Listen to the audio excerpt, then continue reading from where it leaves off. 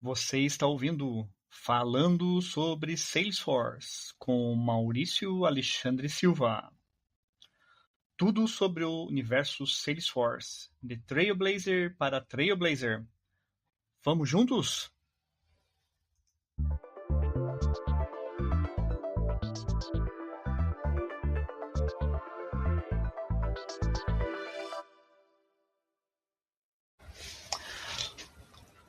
Deixa eu começar com uma pergunta que quase sempre trava a sala. Quantas orgs Salesforce de produção a sua empresa tem? Se você respondeu na hora, ótimo. Segunda pergunta. Quem é o dono de cada uma delas? Não quem administra. Quem é o dono? Quem decide o que entra? Quem aprova uma mudança no modelo de dados?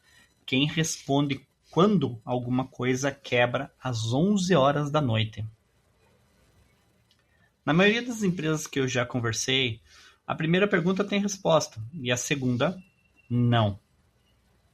E essa distância entre as duas perguntas é, basicamente, o assunto desta nossa nova série inteira. Bem-vindos ao primeiro episódio de 10 sobre Salesforce, Centro de Excelência. Mas aqui, uma coisa muito importante antes da gente começar. É uma série sequencial. Não são 10 palestras ou podcasts independentes sobre governança. Cada episódio termina com uma projeção de artefato, um documento real concluído. E o episódio seguinte começa usando este que nós terminamos.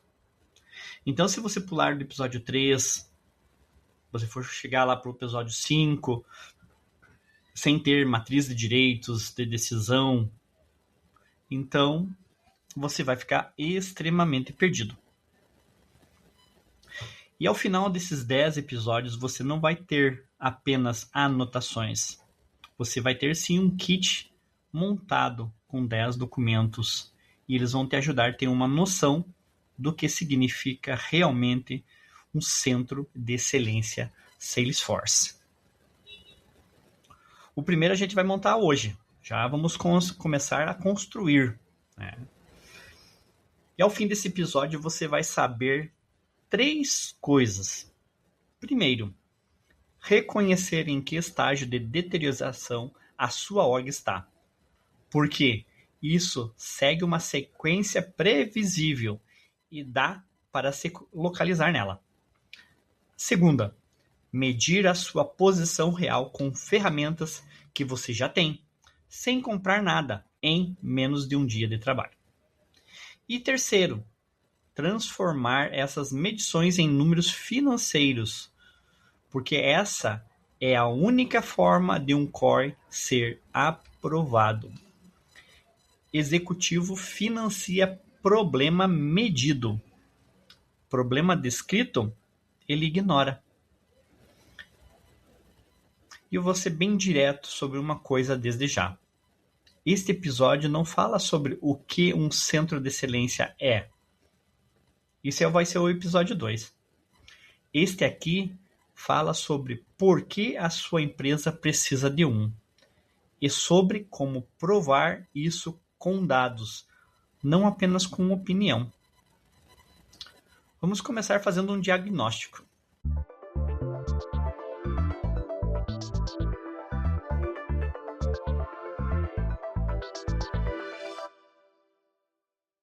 Vamos lá. Segmento A. O modo de falha. Org Salesforce sem governança não falham de forma aleatória. Elas falham numa sequência reconhecível com 5 estágios. E vale a pena nomear cada um, porque é muito provável que você esteja dentro de algum deles agora. Estágio número 1. Velocidade parece gratuita. A superfície declarativa do Salesforce permite que um analista de negócio entregue um campo novo, uma validation rule, em um flow em uma tarde, sem pedir autorização para ninguém, sem abrir um chamado. E olha, isso é a plataforma funcionando exatamente como foi projetada.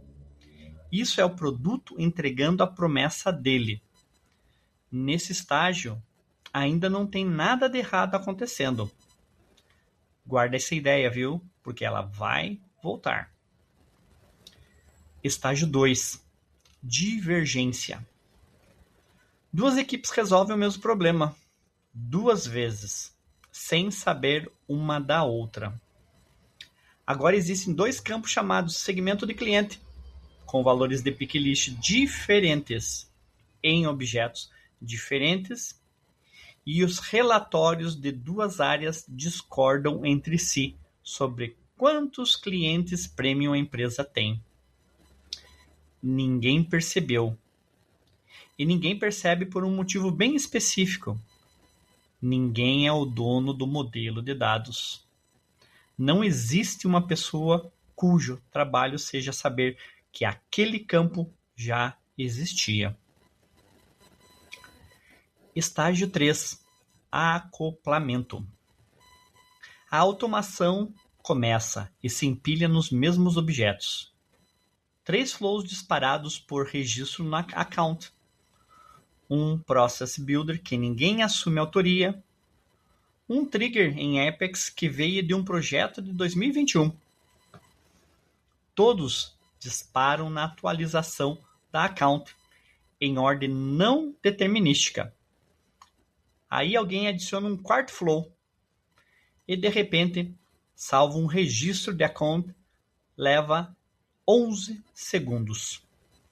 E ninguém consegue dizer qual das automações é a lenta, porque elas se chamam entre si. Estágio 4. Medo. Esse é o estágio em que a coisa fica cara de verdade. As mudanças ficam mais lentas, não por falta de capacidade técnica, mas porque ninguém consegue prever o raio de impacto de uma alteração. Cada mudança vira um projeto de investigação. A cadência da release se estende. Era semanal, vira mensal, vira trimestral. Cada release fica maior. E como cada release fica maior, cada release fica mais arriscado. E como fica mais arriscado, demora mais.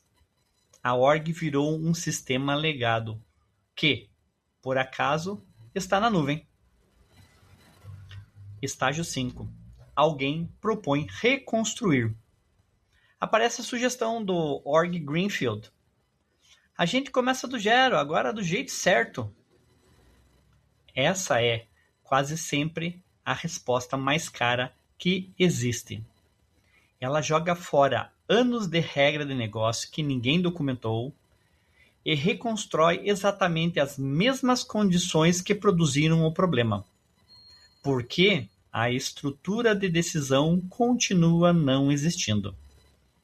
A proposta de reestruturação é o som que a org faz quando a governança chegou tarde demais.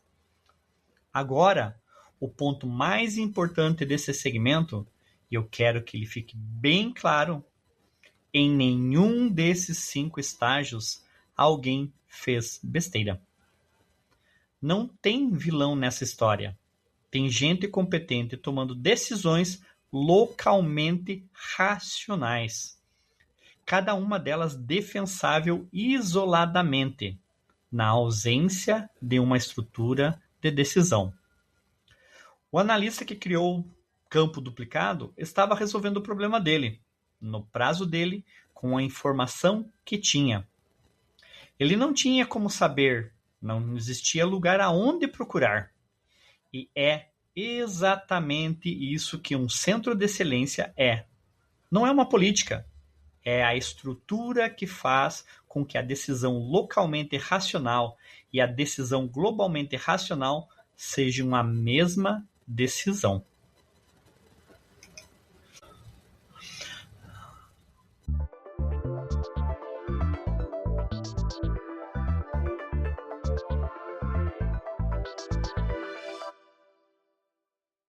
medindo a sua posição real. Beleza. Você se reconheceu em algum estágio? E agora? Aqui vai o erro que eu vejo mais frequência. A pessoa monta uma apresentação sobre a importância da governança e leva para o comitê executivo.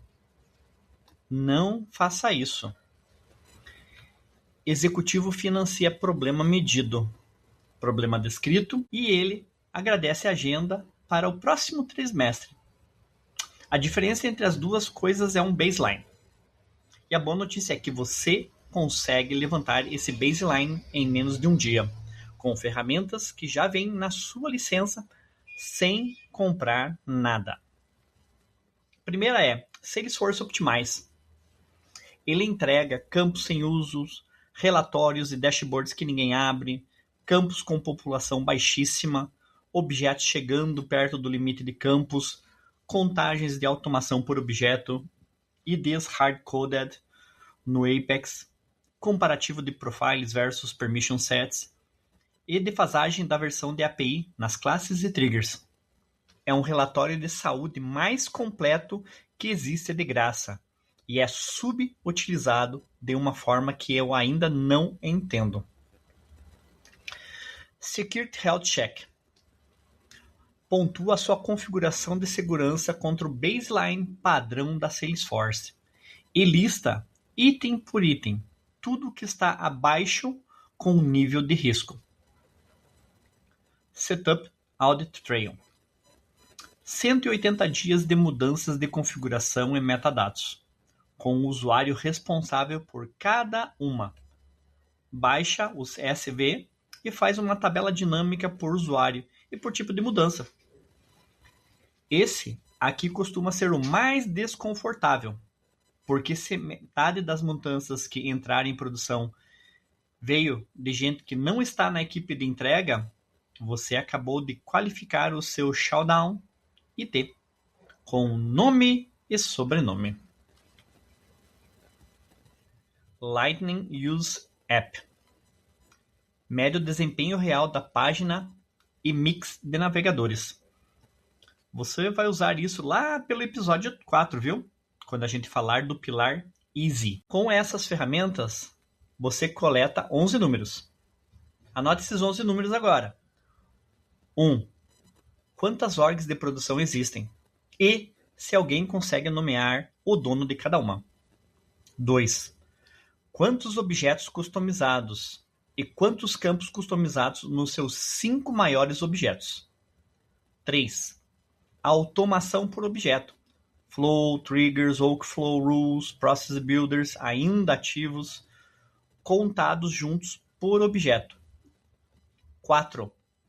Classes Apex abaixo da versão API, 50. E as classes Apex sem nenhuma ascensão de verdade. 5. Coberturas de teste Apex da org. E olha, 75% é o requisito de deploy do Salesforce. É piso, não é meta. 6. Pontuação do Security Health Check. 7. Quantos profiles em uso versus quantos permission sets?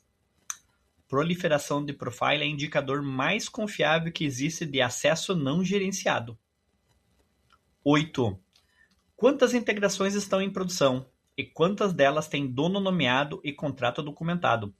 Normalmente, esses dois números são bem diferentes. 9. Lead do time de mudança. Da solicitação até a produção. Mediana do último trimestre. 10. Taxa de falha de mudança. Quantos deploys precisam de hotfix ou rollback? E 11. Utilização de licenças. Licenças atribuídas e não usadas nos últimos 90 dias. Esses 11 números são o grupo de controle. Todo o KPI que a gente vai construir no episódio 9 é medido contra eles. E é por isso que você precisa coletá-los antes de mexer em qualquer coisa. Depois que você começa a melhorar sua org, você perde a linha na base para sempre.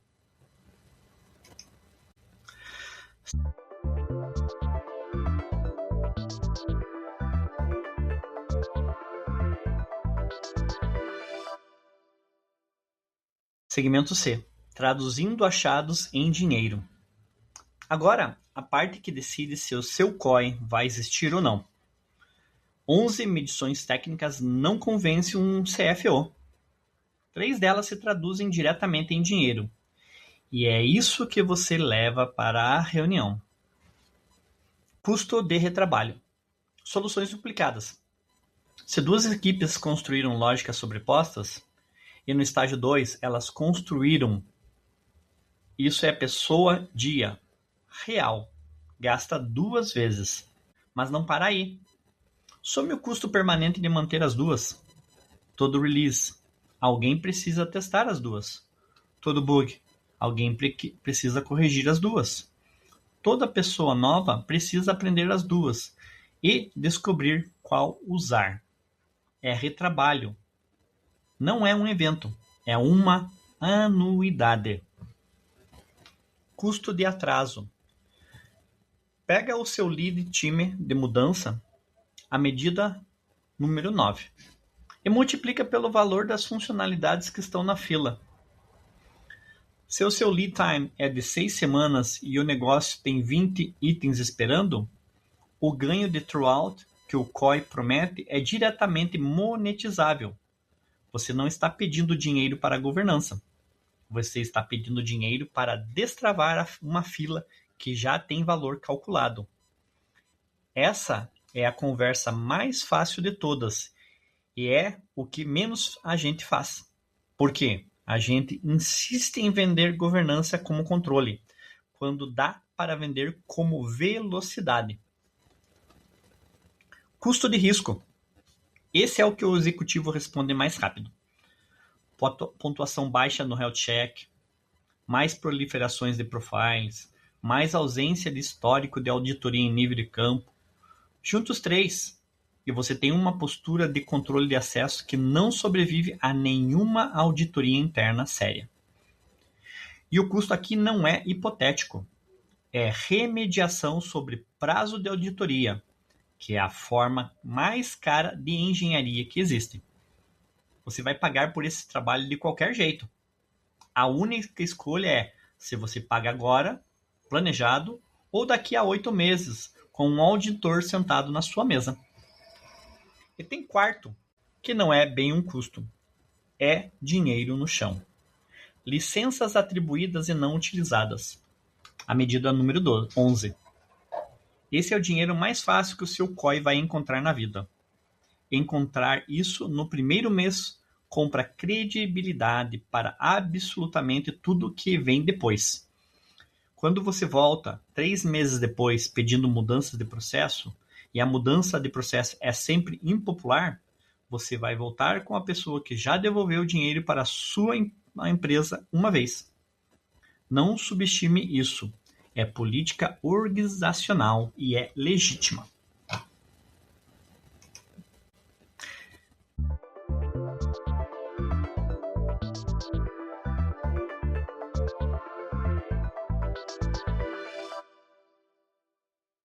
Exemplo corrente. Ao longo desses 10 episódios eu vou usar um exemplo só, de ponta a ponta. Chama-se Account Health Score. Uma pontuação de saúde do cliente no nível da account. Envolve um objeto customizado, lógica de roll-up, uma automação disparada por registro, um Lightning Web Component na página de account, uma fonte de dados externa com volume de tickets de suporte e um recálculo em batch toda noite. É deliberadamente banal. Quase toda org tem alguma coisa com esse formato. E ele toca plataforma suficiente para exercitar os 5 gates de governança que a gente vai montar. Deixa eu falar um pouquinho sobre o Optimizer. O que ele diz sobre o account nesta org de demonstração. Teremos 340 campos customizados, 62 deles preenchidos em menos de 1% dos registros, 4 automações ativas e 2 delas mexem no mesmo campo. Agora imagina o Account Health Score chegando nesse ambiente, sem admissão, sem revisão, sem design, sem ninguém dono do modelo de dados. O que vai acontecer é bem previsível. Vai virar a quinta automação na account. E ninguém vai saber se ela roda antes ou depois das outras 4. Vai criar 3 campos novos, sendo que 2 deles duplicam campos que já existem entre aqueles 340. Ninguém procurou, porque não existe onde procurar. O componente vai consultar dentro de um loop, porque foi testado com 5 registros na sandbox. E o batch noturno vai ser escrito sem nenhuma premissa de volume declarada, o que significa que ele funciona até o dia em que não funciona mais. Repara numa coisa: nenhum desses 4 problemas é um erro de programação. Todos os 4 são falhas de decisão. E todos os 4 são capturáveis antes de uma linha de código ser escrita. É isso que a gente vai construir nos próximos 9 episódios. Recapitulando, pessoal. Orgs sem governança falham em 5 estágios previsíveis e nenhum deles exige que alguém tenha errado. Você mede a sua posição com um Optimizer, Health Check, Setup Audit Trail, Light User App, sendo 11 números menos de um dia. E você traduz esses números em retrabalho, atraso e risco. Ainda mais as licenças, que é o dinheiro imediato. Vamos lá, pessoal. Então vamos completar a avaliação do baseline da org, tá? E as 11 medidas. Eu vou pedir uma coisa específica. Não pule os números que forem ruins. Não arredonde para cima. Não coloque a apurar onde você não gostou do resultado. Esse documento é um grupo de controle de série inteira. No episódio 9, quando a gente montar o scorecard do COI, essa é a coluna de comparação. Uma baseline aproximada vai servir. Uma baseline maquiada não serve para nada. E um baseline ausente é o pior ainda, porque ainda você nunca vai conseguir provar que melhorou. No próximo capítulo vamos falar sobre o Shatter, porque agora você sabe o tamanho do problema. A próxima pergunta é: quem tem permissão para resolvê-lo? E essa pergunta é bem mais difícil do que parece.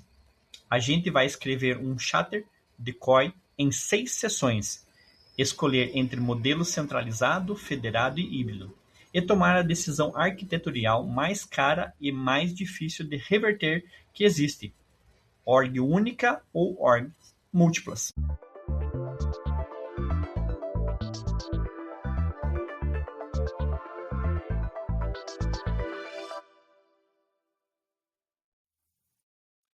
E aí, curtiu esse episódio?